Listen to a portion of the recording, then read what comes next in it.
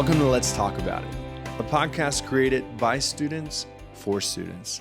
There's a lot of talking going on these days, but oftentimes that talk seems empty. We're searching for real, genuine conversation. We want a space where we're able to talk about everything from the serious to the seemingly mundane and see how faith informs that conversation. Have something on your mind? We do. So let's talk about it. All right, welcome back to Let's Talk About It. We are continuing our series, the 10 Commandments in 2020, and this is our second episode, which is the First Commandment in 2020. But guys, I have with me Noah and Aiden, and we are here to talk about that First Commandment. But before we do that, guys, if you'll just help our listener out, remind us where we were in the last episode. What's still sticking with you, lingering with you from our last episode together?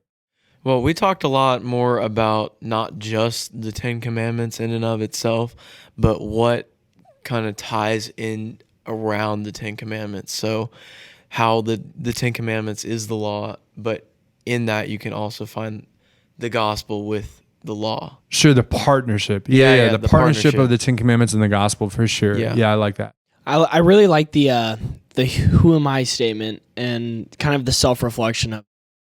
Yeah, and I loved what you guys brought into it, right? So again, when I look at the who am I and the 10 Commandments answering it, it's God saying to me, this is who I created you to be, someone who looks like this. Again, not necessarily follows this or does this, but looks like this. Whereas you guys help me to also unpack what I also believe, which is it also shows me when I'm not like that and when I'm falling short of that. And so it shows me who I am in my sinfulness. But again, that partnership with the gospel becomes so important, which is awesome too. So this week we get to kind of move forward, and I just bumped my mic, so I'm sorry if that did something, listener.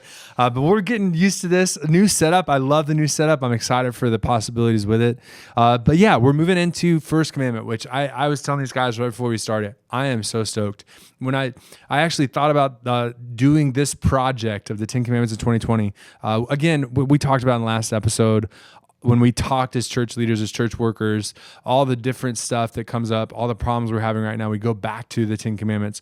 And specifically, say that again, at the First Commandment, the Fourth Commandment, and the Eighth Commandment, we find so many times those are the commandments that are coming up in our conversation. So we have the first one. All right. So do one of you guys want to read that first commandment for us?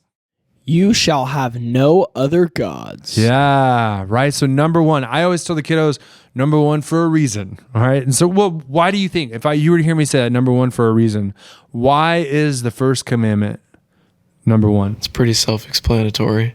Well, what do you think? You shouldn't have any other gods. Okay. But there you go. But why put that one first as opposed to thou shalt not kill? Because it's pretty important. You shouldn't kill someone. Why didn't God say that first? Well, I think faith should be our priority number one. So I think that's why it has that meaning to being the first.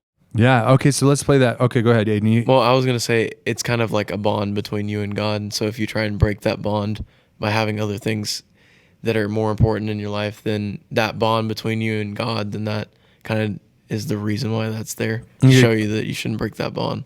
All right, so we're inching a little closer to where I normally go with this too, right? But I mean, imagine, right? So someone out there who Noah, you mentioned faith. You're talking about this bond, this relationship you have with God, Aiden. But let's imagine there's someone out here listening that they're either new to this or don't believe like we believe in things like that. So they sit here and go, what kind of a God puts himself first? Why did he not tell his people that killing people is the most important thing? Why did he say that first part is more important than that they should know they shouldn't kill anybody? What would you say to that? I don't know. That's a good question. I'm actually kind of stumped. Honestly, for first people and seeing that right away, it's kind of hard to really wrap my words around how to explain it. It's pretty much based on what I think, for people out there that don't believe and they see this right away and they're like, oh snap, and stuff like that. I just kind of think it's just one of our priorities as a Christian to keep God first, and a lot of times we fall short and put other things before him, and ultimately God is our creator. He created the earth, and he sent his son Jesus to die for us, and I believe that's why that's number one. Okay. So what if you don't believe that? What's that now? What if you don't believe that? Yeah, exactly. So no, this is interesting. So I love that I stumped 8 and 1. He's like, I have no idea. Because that's kind of the point of this, right? Because that means there are other people out there listening too who are saying, actually, I don't get that. Pastor Lee's making me not believe in God right now, right? so here's what I would give to you. If God truly is numero one and you have no other gods, is it possible, like to the fullest extent, is it possible for you to kill someone? Yes. You can. Why? What are the reasons why you would? I'm not saying it's morally right to kill I watch somebody. crime shows. That's the only reason why I'm asking that question. But like, what are the reasons why you would kill someone? I'm not saying it's morally right to kill somebody, but anybody could kill somebody if they had to. But why? What would be motivations or reasons? Hatred, jealousy. Hatred. Why? What would make you hate someone so much or make you so jealous of someone? Someone did something to you specifically that either ruined your life or hurt you in some way. Oh, see? Okay. So all of a sudden they did something. They took something away from you that was the most important thing for you, your life or your reputation.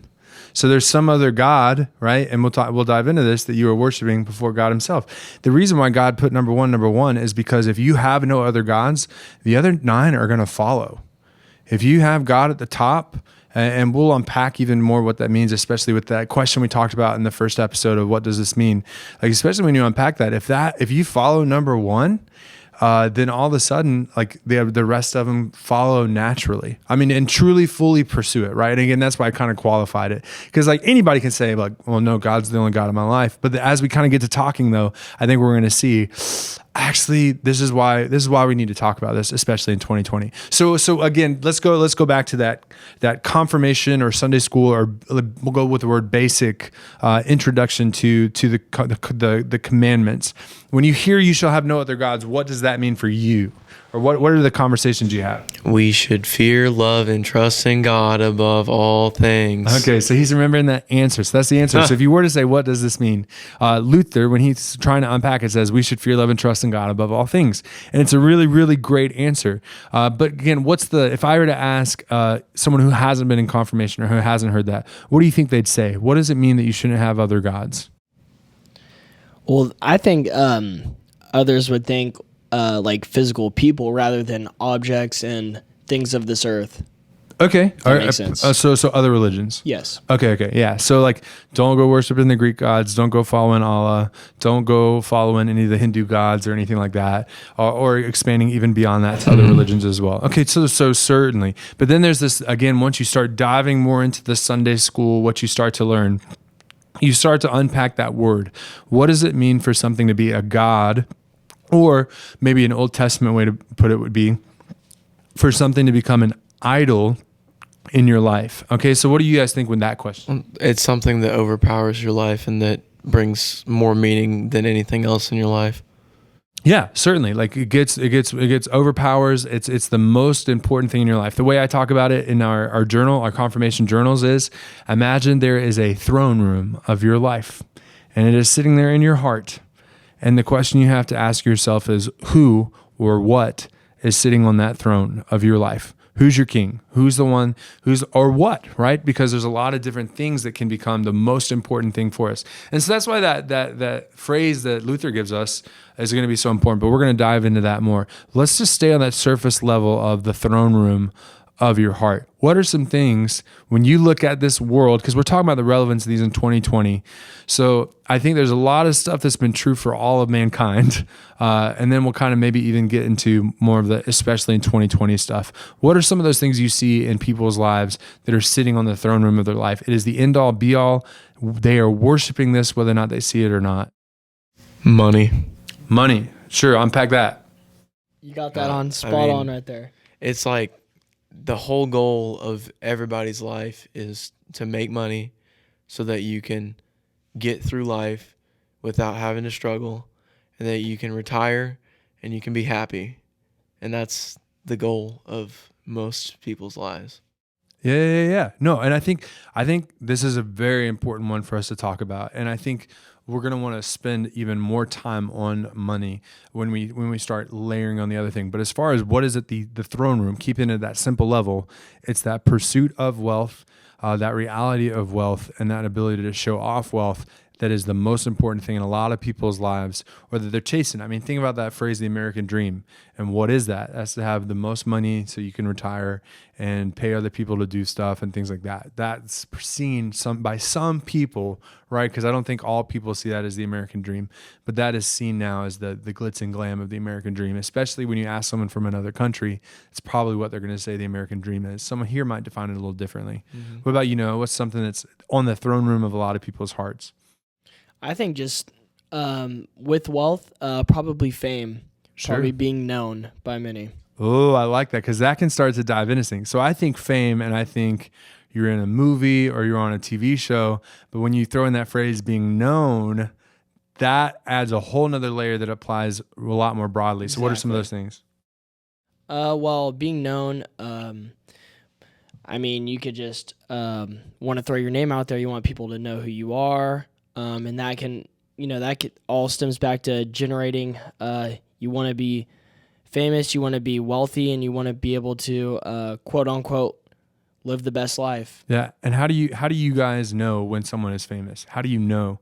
What are the measurements? When they get the blue check on Instagram. Sure. Yep, the blue check is a Verified. big one. Verified. On Instagram, I don't know if you guys are on Twitter, but Twitter's got the same thing, the blue check. YouTube, right? The number of likes, the number of views, that's the way to get known. Exactly. And the same thing for all of these social medias, right? And how about the other one that we haven't talked about, but TikTok, right? Yeah. That's the other one, right? So TikTok famous is a thing. There's plenty of people chasing it down, but like for especially, I think I can say I've met students who that's sitting on the throne room of their heart. And it's different to watch. It's different to see, but it's this obsession and this pursuing and this chasing down this thing that it kind of blows my mind a little bit, but that's just because I'm sitting in my chair and not in theirs, right? So I don't fully understand that piece of it, and that's okay, too. So we got money, we got fame or being known. What are some other things you think are sitting on the center of people's heart when you think of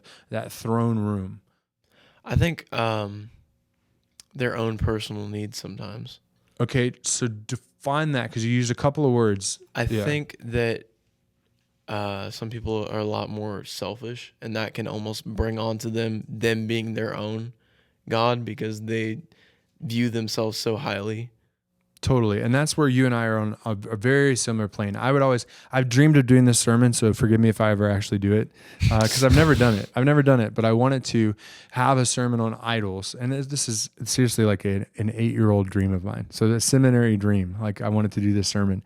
And I wanted to have you could tell it was a picture frame on the altar, or on the near the pulpit, and have a blanket covering it though, and be very apologetic to the group here. And we're talking about idols, and I actually have here like the worst idol in the world. And I think it is the most prevalent idol in the world. And I'm so sorry that I'm even showing it to you in church, and just getting these, like, especially traditional older folks, really nervous. Like, what is he about to show us? I'm terrified of what's going to be behind this. And then to pull the blanket down, and it's a mirror. Because it's this reality of self, I think, is the greatest idol in the world. I mean, for sure. So you threw me off at first because you said personal needs, and that word needs made me go, okay, I got to backpedal right quick, because needs are a different thing than wants or things like that too. And preference and choice, but that self, that idol of self is so prevalent. It destroys. I mean, and that's where, like, I think I've talked about, I don't know if you guys have heard this one before, but I think it's Augustinian. I used to reference it to Luther, and I've been misquoting it, but I believe it's from St. Augustine, who had the phrase incurvatus se, which is the heart curved in on itself. And that's his definition for sin. So he thinks the root of all sin is that we're selfish, and that everything we do is out of a selfish reason. We wouldn't sin if we didn't have this love for self sitting at the center of our hearts. Right. So yeah, I'm right there with you. Like, talking about idols, who's sitting on it? It's me, right? In 2020, it's me. Well, we'll get to 2020, but I think this could have been said back when I was a kiddo, right in the 90s. But yeah, so good one. Anything else to say about that one, or you got another one you want to throw out there? That's all I got. So we got money, we got and the self, right, ties into the being known or the fame piece of it too. I think the self ties into just about all of everything them that you can think of. No doubt about it. Because all of it comes from human nature. Exactly. Well, think about it. Even so, like, we're in the church, and so we are pretty convicted of the truth of what we understand to be the reality that God is in the world and that he's doing something in the world. He's done something in the world, so the one who is, who was, and who always will be. And we're convicted by this. But why do people start to have a problem with it? Or what do you start to hear people saying to Christians?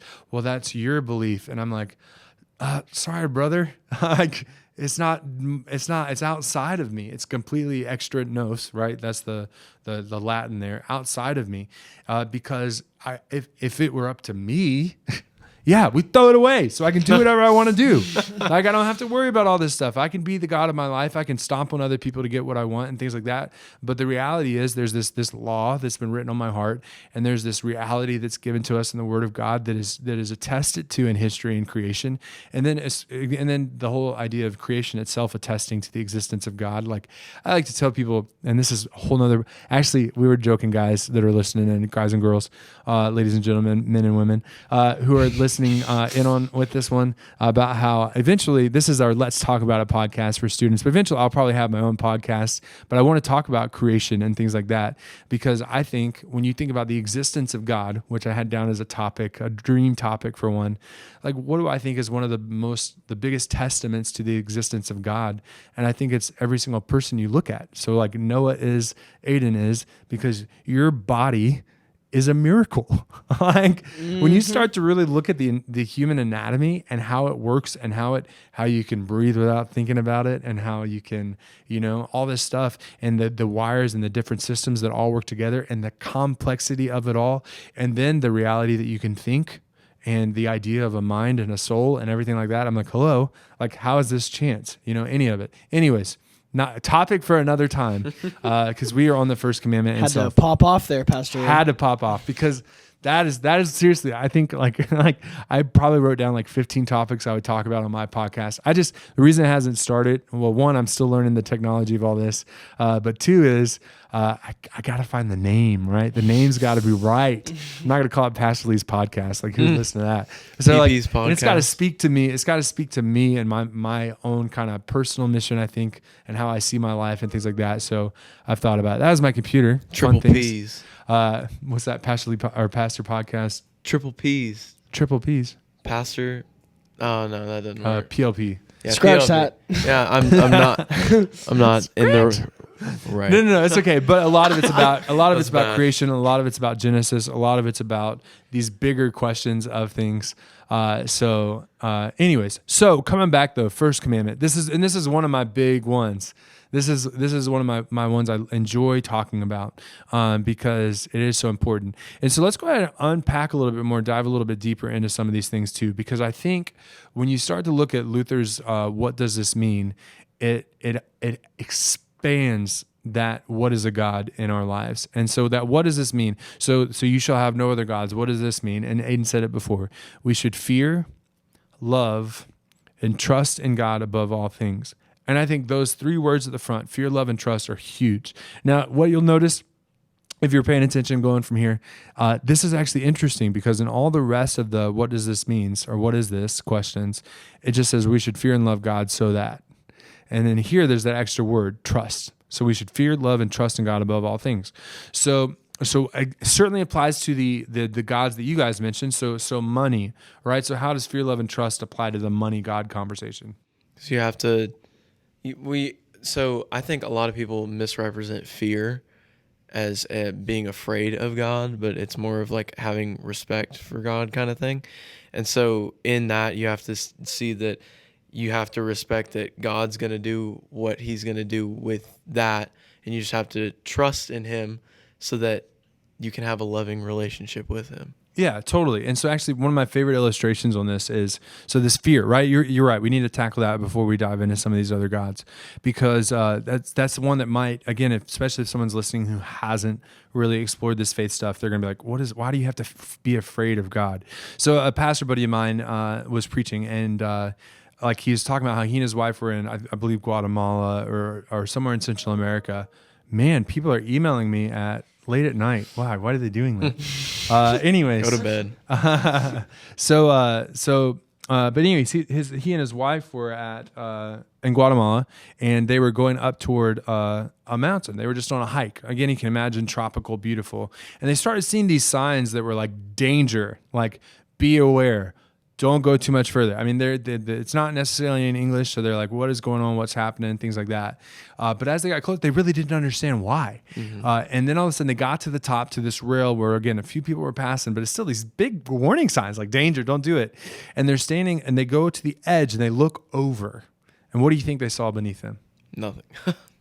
Just the ground. They were standing over the mouth of a volcano. I was actually about to say that. Yeah. There you go. Yeah.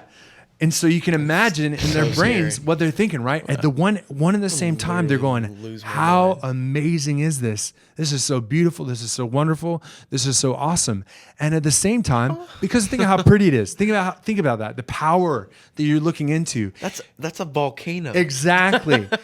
So that's the other piece. Oh, I hit my mic again. I hope it didn't do anything. But but that's the big piece, right? Is that there's this awesome, this is incredible, this is powerful, and this could destroy me, right? And I loved that illustration because I think it speaks so much to God, right? And I think we get a little too buddy-buddy with God sometimes, actually. And I know that's weird for some people to hear, but I try and keep that balance, right? Because God does want to know us, and he does know us in a very intimate way, and he wants to walk alongside of us. He does walk alongside of us. Because of Jesus taking on flesh, we can refer to him as our brother, right? He knows us in a way different. But there's this powerful, incredible, almighty sense, infinite God, right? And he could destroy you.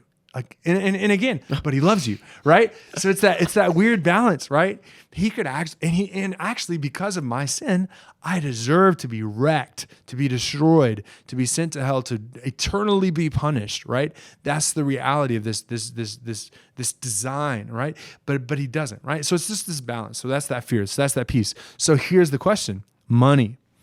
How does money, when it sits on that throne, how is that person fearing, loving, and trusting in money above all things? Where's the fear factor come in? Where's the love factor and the trust factor come in? Well, they're fearful because they're like, this could really ruin me if I lose this. You know, this could ruin my family. This could ruin everything. Exactly. You know, they have that fear that, if this doesn't work out, or this investment doesn't work, or if all this money goes away, where are my kids going to sleep at night, kind of thing. Exactly. And so the love of money, I think, is pretty easy to see, but the fear and the trust, and it goes to that, right? So if you lose that, then that comes into play. Yeah, and people put their trust in it to get them through certain situations. And, I mean, just to have what they call a decent life because of money. And they put their trust in that. And if it falls short, like Aiden was saying, they're very fearful of it.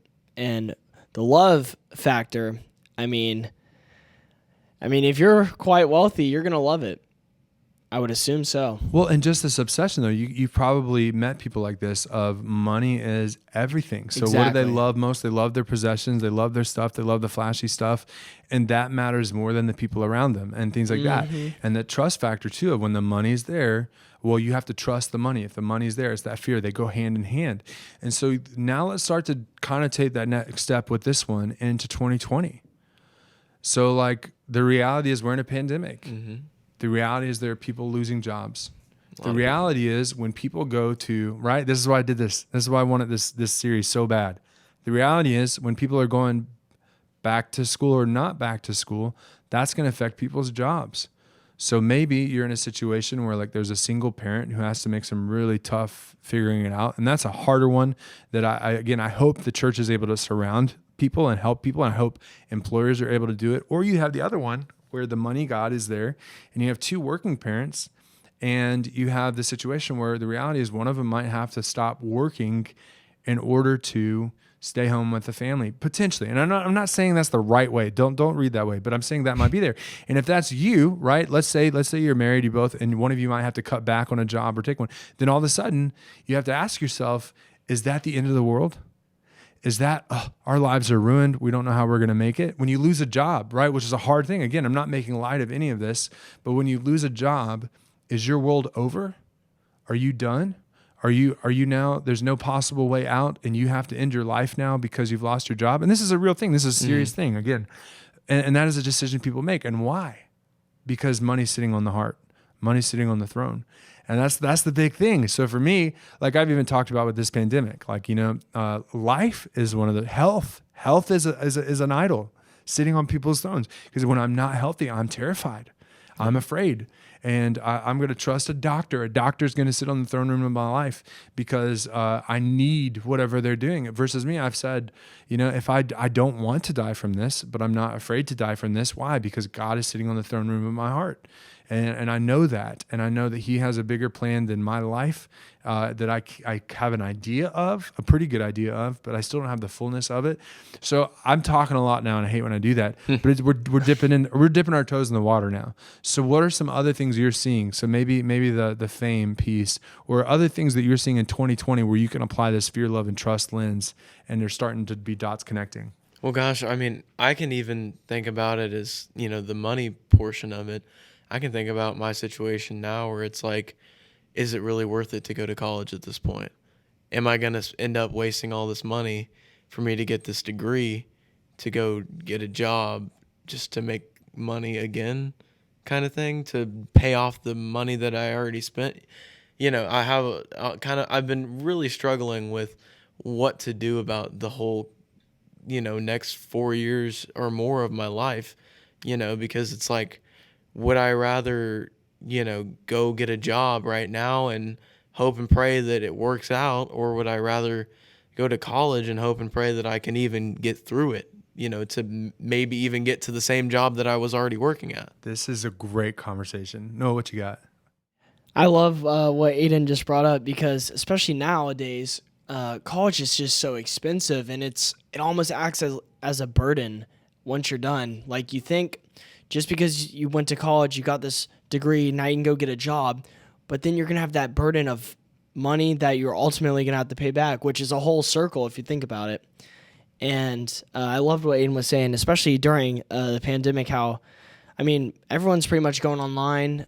People are staying home. So it's just like, is it really worth paying all that much? And it's crazy, man. It's crazy. Yeah, this is great. See, this is why we did this. So, like, again, it's all of a sudden relevant to a lot of stuff. And it's these boring old 10 commandments all of a sudden bring some stuff out. And so let's start asking some questions with this. A lot of times, why are people going to college right now still? Or why do they have to go to the big university even though they have no idea what they're doing? Well, because of this idol of it's the freshman experience, the American college experience that I have to get. My mom, I was talking to her probably a couple of years ago because I was really struggling with some of the choices seniors were making or conversations they were having about why they were going to college. And my mom talked to me about when she was there, like, well, her college degree in the eyes of the world is similar to how the world now sees a high school degree in a sense. Or was it?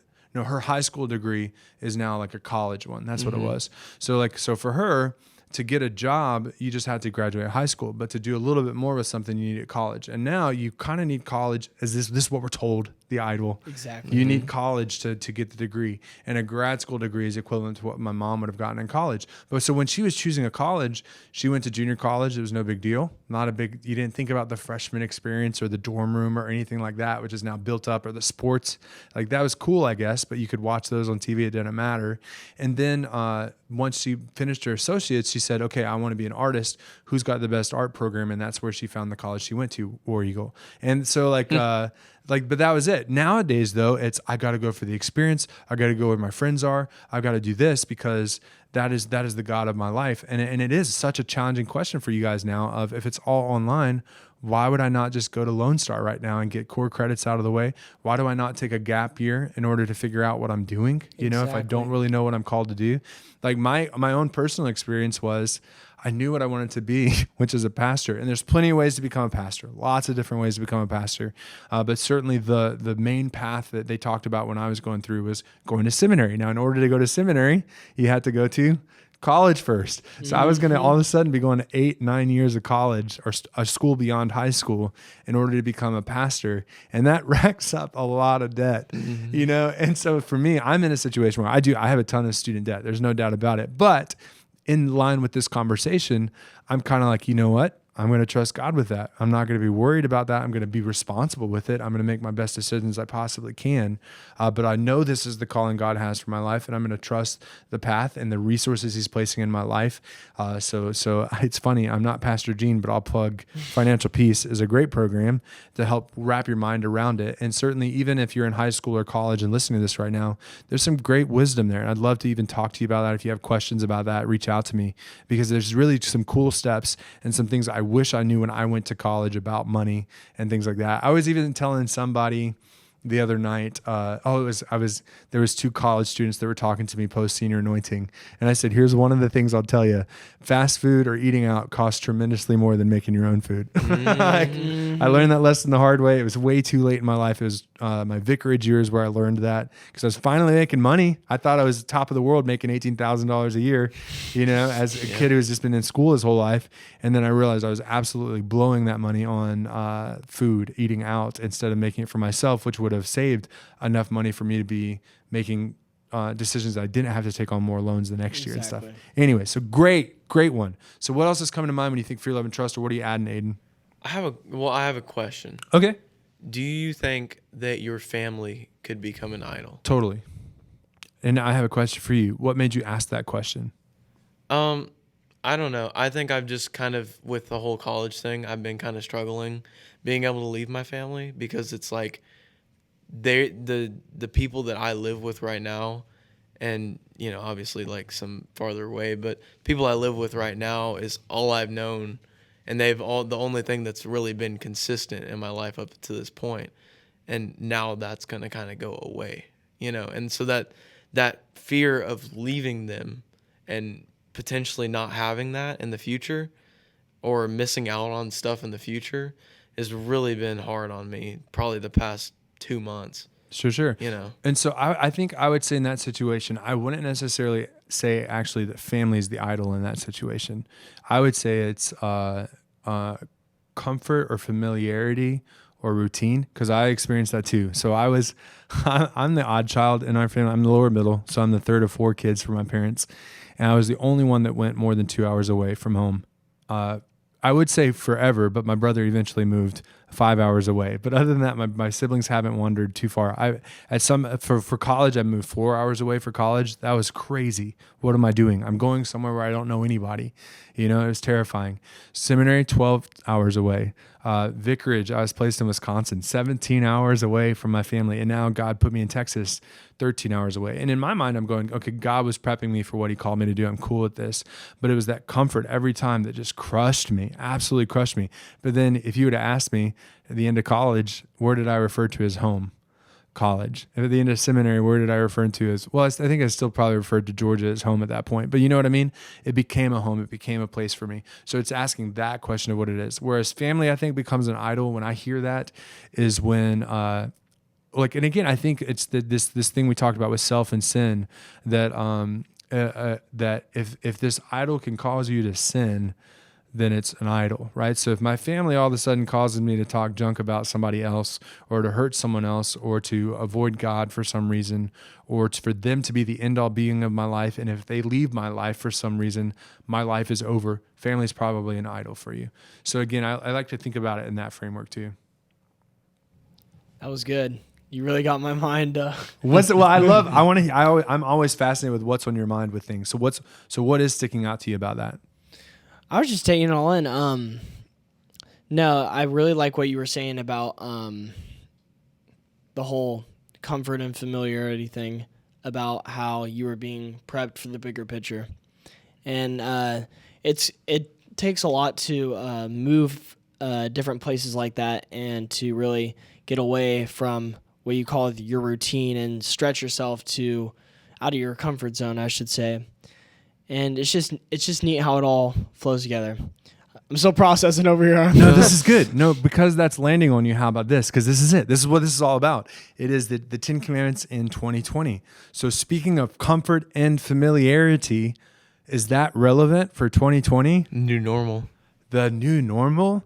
Think about this, man. When we went to stay at home, when you can't do this, you can't do this, think about all the idols that expose themselves. So the comfort and familiarity of my routine, The comfort and familiarity of my popularity that I got at school or at my workplace. The comfort and familiarity of that paycheck exposed that idol. The comfort and familiarity of how I like to worship. Right? So all this stuff comes out of, no, this is how it's supposed to be. This is how it's always been. And the other big idol, right, goes along with self. I think you're right. And that self idol, just so much stuff flows out of it. But the idol of control, right? What do you mean I have to wear a mask? I'm my own person. What do you mean I have to stay at home? I'll do whatever I want. I'm going to come and take a Texan. Yeah. Yeah, exactly. But all these idols start to come out, right? And I trust me, I'm not trying to be political here, which is another conversation to have, but like about idols. But what I'm trying to do is expose the idols of our lives, right? I'm not trying to take a stance on absolutely anything. What I'm saying is, God sits on the throne of my heart. Ultimately, I know He's the one that tells me what to do and where to go. And ultimately, when I look at that relationship I have with Him, I'm not in control. So I can't do anything about any of this stuff except for trust in Him and what He's going to do with it. And you know what, honestly, some of the people in my life that have taught me that lesson through experience is actually we didn't get to do it this summer, but the previous 3 summers, I got to go down to Trinity Downtown where we would do our mission trip, and I'd meet the homeless people. And that's where I really learned that lesson of, they are some of the happiest people you will ever meet in your life. And it's not because their lives are pretty. It's seriously, hearing their stories is fascinating. It is humbling. But the way they talk about God, some of them, right? Some of them are still in that, trying to figure that piece out. But how they just trust in Him. We would all look at it and be like, how can you possibly be happy? You stink. You don't look well and things like that, but they are thrilled because they're alive. They're still just holding on to this gift of life that God's given us. And I absolutely love that. So 2020, you heard me spew out a lot of idols. What are some of the biggest ones you're seeing this year? Well, I think for me, a lot of it is like we were saying, the kind of routine, familiarity kind of thing, but also the money factor has kind of tied into mine too, because I've been getting super stressed about that. Honestly, stress is probably an idol. Interesting. In a way, okay. I would have to say. Do you think stress is the idol, or stress is exposing your idols? I think stress is a form of release from the idols of my life. So like, it's the negative, not energy, but negativeness of the idols. The negative outflow of it. Yeah. So what do you think are some of those idols that are causing that stress, though? Well, it's like not that money. We're jumping into like a counseling session. It's just like the money stuff, like just not having what it was always like, and not knowing, especially now, what the future is going to look like. Because, before this, you could look at the future and be like, oh yeah, there's probably a good opportunity for that to happen, or something like that. But now it's like you have no idea, and I mean, you could always say that. Oh, but so no, okay. Like, so this is. Oh, sorry, I hit my stuff again. The other fun one though is planners. Planners right now are really seeing their idols breaking down. So like I have parents back in May saying, "Hey, I see this about when is the meeting in the fall for this?" I was like, "Oh." In my brain, sorry parents, but this is what I was thinking. You haven't heard yet.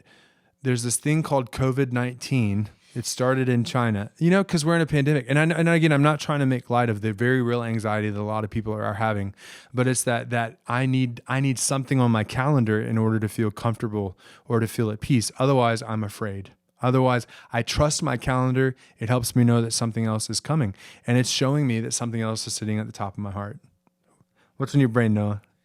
Well, I'm going to switch the topic. Do it. On that. I'm going to think right now there's a lot of people putting their trust in everything in some of our world leaders out there.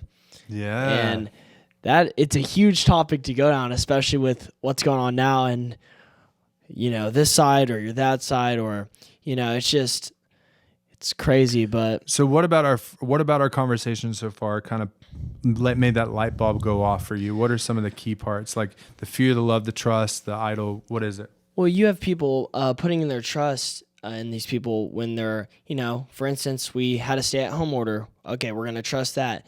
Oh, we're going to stop that. We're going to start easing back into life. We're going to trust that as well. We're putting our trust in, I know I get carried away with it sometimes, and I know others as well, that we think, oh, because they said that we're going to be fine and all that stuff, when really nobody's perfect and nobody knows pretty much anything. It's kind of the future is unknown and it's all in God's hands. And everyone forgets that. We all put it into objects or into even men like people of high power of politics and the government and all that kind of stuff. And it's a controversial topic for sure. Oh yeah, but I mean, but seriously, and again, what we're not saying. So there's been some different conversations with it. I think it's okay to listen to people in office. To me, at least, I'm going. You know what? I feel like Governor Abbott doesn't want bad things to happen to Texans. You know, so exactly. And I have a feeling he knows at least a few more experts than I do, and has a lot more access to them. So there's a level of me being able to trust what he's saying and follow what he's saying. And when we get to Fourth Commandment, like he's in a place of authority, and I should honor that. But there's this other dynamic when you go to that fear, right? And people being terrified. And every 4 years, I see this. Every 4 years. I wonder why. The end all be all of someone's life is what individual is sitting in the White House. And if that individual doesn't end up in the White House, their life is ruined. The world is ending. Everyone's going to die. They hate everybody, no matter who it is. I saw it with Bush. I saw it with Obama. You see it with Trump. And somehow, there's some other savior that is their candidate that is going to take down the greatest enemy this world has ever seen because it's the opposing candidate. Like, and in my mind, I'm going, get over yourself, right? In a sense, right? Because like you see it again, every side of the aisle. It's every politician, and one of my pastor buddies said it pretty well recently too. The number one fastest growing religion in America is politics. Like that's the number one. Like, obviously, self is still the idol, but you talk about something that everybody talks about. What's that? Politics. Oh yeah, I mean it's everywhere. It is everywhere. And the crazy thing is, you don't necessarily have to be on one side or the other. You can kind of be intermixed and you don't know where to stand. Oh, and I feel like that's most of America too. And that might be another conversation, but relating to this one, the fear piece, right? So I can't tell you how many people were crying when Obama got elected the first time, or when Trump got elected 4 years ago, and there were therapy dogs at colleges and stuff because this great fear over the world and stuff like that. It just blows my mind a little bit. And I think it's every 4 years, no matter, again, I just mentioned a Democrat, I mentioned a Republican, and it is fascinating to me how much trust people put on whether there's a D or an R in the White House. It blows my mind. And not to get political, but the two-party system is not the only parties in America. We'll just throw that out there. Okay, so but government becomes an idol, and the government being able to do, and it goes back to a little bit, Aiden, what we talked about of the way of life I've always known, and the familiar, and the comfort level. If everything's just how it's always been, especially if my life is comfortable, comfort becomes my idol, and I need it to be this way, and I just feel better about my life if so-and-so's in the White House. And there's a level of that that's going to be okay. I mean, I hope that you feel okay at some point, but also being a Christian, I hope if you call yourself a Christian, you're actually at peace most of the time, is my hope for you, But it's that fear, love, and trust in God above all things that is really the end-all, be-all of what we're really talking about. Are there other things you're seeing? So COVID-19, you mentioned people in authority, CDC, doctors.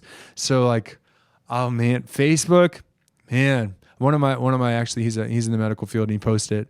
There was a little cartoon that said it was doctors and lab coats looking at the internet, and it says, "Man, I know we've dedicated our whole life to this, but this guy's comment, it's really speaking to me, because it's kind of saying like, okay, but why do we go down bunny trails? Why do we try and find anybody to validate what we want to be true because of that idol of self and comfort and things like that?" And you had a thought. Yes. I have a question. So, if you're a non-believer, let's say, you're trying to figure all this stuff out and, you get to this and you're a non-believer. How do you identify how do you get to the point of putting God at the top if you haven't ever believed in him in the first place? Sure. And I think this actually ties into the previous topic too of politics. I think the reason why politics are really, or the White House is the fastest growing religion is because people don't have a religion and are finding something, right? Because that's, again, I love how we were created to be. We were created to, and that's where, the original Avengers, right? So that's where Loki had me for the first time going, what is the Avengers doing talking about God right now? Because he said, isn't this not your natural state when he's sitting there in Germany with Captain America, of people kneeling? And it made me go, actually, yeah, because we are, in a sense, created to worship, created to find a king, a leader of our life. And that's the natural bend, right? And it's supposed to be God, right? And all the way throughout the Bible, we see this, but a lot of people have it as something else because God is not in that place. So I would say, I would go back to Paul. How will they hear if no one's there to tell them, right? So I would say for someone who is interested in hearing more about God, talk to a Christian. And again, I love talking about Jesus. I love talking about God. I love pointing in that direction, but I think it takes Christians actually being Christians and actually spreading the word and talking about God. And the reality is, it's not the Christians doing it. It's the word of God that does it. The word of God creates faith. It's not us. It's not me. Like I remember talking to Pat Blake, is a former youth guy here, former everything here at Trinity. I remember him talking at one point of a guy who was sitting there like, look at all the people we saved today. They had something where they put in cards. And Pat quickly retorted back, that God saved. And the guy was like, yeah, that's what I meant. I Yeah, like, of course. Yeah, keep that in mind, bud. Yeah. So I know I'm kind of starting to ramble on now, but I had another question that Sure. came to mind while we Questions were are kind of good. talking. Do you think being a Christian have that as like an idol? I think Being a it Christian? depends, right? So I think it depends. So again, it goes to that religion. I think it's similar to your family question because the question is ultimately, is that the thing that is causing you to sin, or is it something else? So for instance, I think a Christian can have idols. I think certain pieces of your preferences can become idols. And we've seen this, right? So this worship service is not how I would do it. It's not what I'm used to. And it's not how all these things. And so you're doing it wrong. And it's like, well, you heard the word of God and things like that. And then truly it's God honoring. It's not going against it. So is it really wrong? No, it's a preference, but it's for some reason your fear, your love, and your trust is in this preference of yours rather than in God himself. And so the same thing can go toward, again, if it's causing you to sin, right? If it's causing you to do something that's not loving toward God or not loving toward your neighbor, then that is sin, right? That's the basic definition when we're looking at the law. So if your Christianity at some point becomes sinful, right, is unloving toward a neighbor, which is another conversation maybe, or unloving toward God, then all of a sudden it's a tough one. What's that? Aiden's pointing to the paper. I'm pointing back at the book. It's another one about not loving your neighbor. Right. Well, and and I say that because of how do you define loving your neighbor? And that's especially a big conversation in the homosexuality conversation or just sexuality conversation in general. What does it mean to love your homosexual neighbor or things like that? Is it to accept?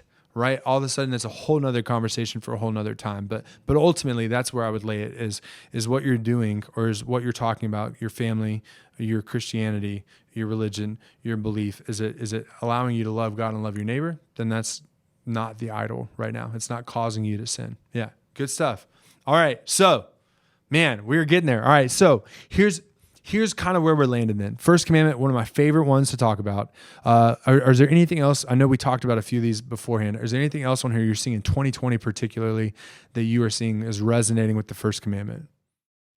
I think we pretty much covered a broad area, and there's obviously so many roads we could go down and whole nother like long conversations about each and every one. But I think for the most part, we've got a good chunk of it. Yeah. Yeah. And I'm thinking between the pandemic, the election, things like that, I think those are really the big ways where you're seeing. I mean, again, the pandemic is its own box of things, talking about preference and personal stuff and control and money and being known and having it your way. Like, I think those are all the biggest ways. So the question for us as we kind of close out, and we're going to try and do this every episode, is we've talked about it, right? That's the hope of let's talk about it. We want to be able to talk about things. We want to lay it out on the table for you. You guys have been listening, but I'm hoping this isn't the end of your conversations. And so what we want to kind of end with is asking this question. What are some things you feel like because of the conversation we had that you need to be talking about more in your own life or with other people? Maybe this is with family, maybe if it's with friends, but things you feel like you need to unpack a little bit more. What are some conversations that you haven't had or some thoughts you haven't tackled before we had this conversation that you feel like my life would be better if I continue to talk about this later on? So what are some things you guys would talk about? I think I would talk about just accountability on getting into Scripture and, of course, other things that people are just uncomfortable, that I'm uncomfortable with talking about, such as, we all get caught up in what we think is like, I call the shallow waters, rather than diving into the deep stuff that I think that matters the most, and just more of accountability of talking about it. What about you? I think for me, it would definitely have to be kind of just having that conversation that not all the things that are worldly really matter at the end of the day. And so when you take a step back and look at what your life is and what you really want your life to be about, you can't let those worldly things get in front of you, and that you need to take a step back and see what you actually have in yourself as a person and in your relationship with God over what you've accumulated or already have in life. Totally, yeah. And I think some specifics of that conversation that you're talking about are things like college, things that call into question these three words. And I think from my takeaway, what are some things I need to talk about? I need to put in front of conversations of mine and conversations for my life too, these words: fear, love, and trust. I mean, those are going to tell me a whole lot. So whether it's a conversation about college or money or politics or my preferences or my choice or this pandemic or things like that, ultimately what is causing my fear? And if it's not God, it's not good. And what am I loving the most? If it's not God, it's not good. And what am I ultimately trusting in most, primarily in my life? If it's not God, I've got a lot of questions or a lot of things I need to talk about. So man, this was the dream. I told the guys beforehand this was the episode I was most excited for. I hope you guys have enjoyed it. I've enjoyed talking about it. I could talk about First Commandment forever. And I think, man, there's just so many things that we can apply, especially in this year. It's challenging us that we need to come back to it in 2020. So thanks for joining us. Yeah. And we will see you in our next episode. Peace. We hope you have enjoyed this episode of Let's Talk About It. Thank you so much for listening. Be sure to give us a follow. You can find us on your favorite podcast platform, the Trinity Klein app, or both Instagram and YouTube at TK Crew Students. Have a topic in mind you'd like us to use as a theme? Let us know. Let's talk about it. We'll see you next time.